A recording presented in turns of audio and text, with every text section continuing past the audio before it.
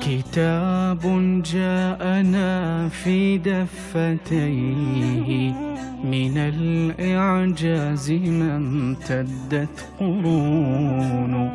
كتاب الله لا تحريف فيه فلا يطغى على العقل الجنون.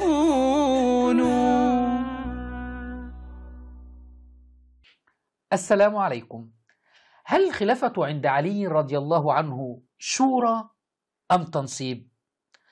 نحن نقول للشيعة أن علي رضي الله عنه قال كما في نهج البلاغة: إنما الشورى للمهاجرين والأنصار، فإن اجتمعوا على رجل وسموه إماما كان ذلك لله رضا.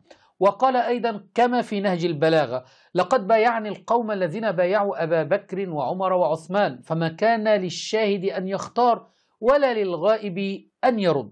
ونحن من هنا نقول للشيعة: هل بهذا الكلام تكون الخلافة شورى أم تنصيب؟ ثم نطالبكم مع هذا الكلام أن تأتون بنص في نهج البلاغة لعلي رضي الله عنه قال: أنا إمام منصب من قبل الله تبارك وتعالى. إلى عقلاء الشيعة.